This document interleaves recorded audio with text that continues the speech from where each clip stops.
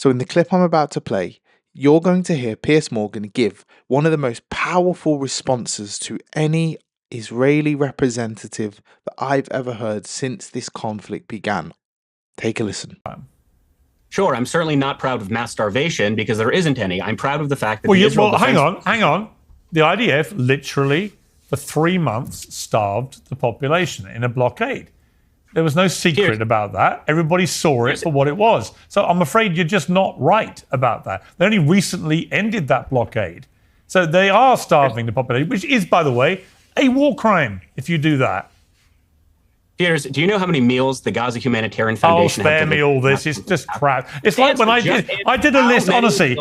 Shabbos, I did a list, Shabbos. I did a list. Hang on. If you're trying to starve a population, why would you give them 85 million meals in the last month and a half? I know. They're all overfed. I know. Is there more aid going into Gaza post-October 7th than pre-October 7th? I cannot name another war in modern warfare. And you know the problem, Shabbos? The besieged population is actually receiving aid from the enemy combatant. That is what I'm proud of. It's amazing. Look, Shabbos, here's the thing. Unfortunately, you sound like the people who have started to defend the indefensible when it comes to what Israel's government is doing. And I'll tell you why. After all these attacks on Palestinians as they're queuing up for food, the IDF says basically the same thing. Either they were firing warning shots, or they felt they were being threatened by some people, or they've launched an inquiry or an investigation. And we never get the results of any of this. But in the meantime, 1,000 people who are desperately hungry and are queuing for food, even though you say they've got plenty of food, there are thousands stampeding for the small amounts of food that they can get their hands on, even though you say they're not hungry because you've overfed them, right? That all these people are just dropping dead.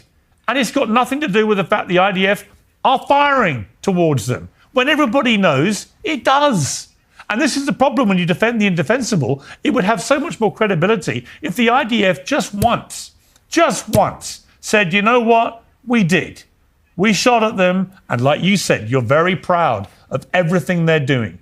And if they were to proudly own this and explain why they need to shoot starving people who are stampeding for fragments of food, maybe we'd all take a lot more seriously the other claims they make. And the other point I'd make, Showers, is when you now just tell me I'm talking nonsense and they're all overfed and no one's getting killed and it's all on Hamas.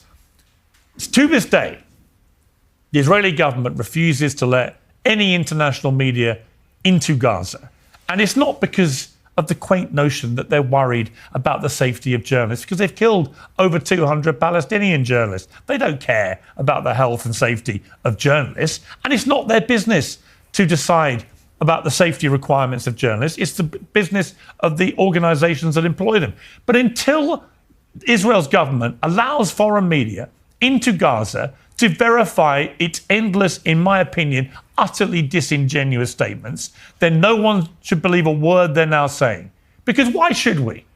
Why should we? Why should we believe anything that the Israeli government is saying about any of this when they don't want the world's media to see it? After October the 7th, what was the first thing they did? They brought the world's media into the kibbutzes to see the full horror of what Hamas did, to verify the truth. But they won't apply that same thinking to verifying the truth in Gaza. And as a journalist, I know why they don't want to do that. They don't want people to see the truth. They're hiding the truth. That enables them to lie with impunity and to discount any responsibility for anything they're doing. And if I sound angry about this, it's because I'm bloody angry about it. Because it's so obvious that they don't want people to see the truth. And you can sit here and you can say till you're blue in the teeth, there's nothing going on that's wrong. There's nothing to see here. It's all on Hamas. No one's starving anyone. No one's shooting anyone in food aids. No one's doing anything wrong. This is the most moral army in the world. Well, okay. So let the journalists in and we can see for ourselves just how true that all is. This was an absolutely pitch-perfect response to Shabbo Kestenbaum, who, like every pro-Likud, pro-Netanyahu propagandist, constantly deflects and lies about the actions of the IDF and the far-right Israeli government. This is how every prominent journalist should be able to respond to a Likud propagandist.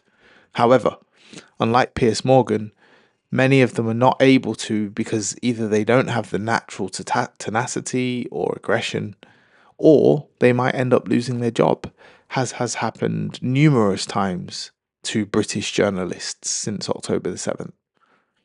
But the cold hard facts remain that unless you allow journalists in to report on what they see and experience, added to the fact that you have a far-right government, some of whom have explicitly declared multiple times that they wish to see an end to the Palestinian peoples and cause, and add that to the fact that the entire world can see the images of what is going on in Gaza, then you're always going to come off as the bad guy.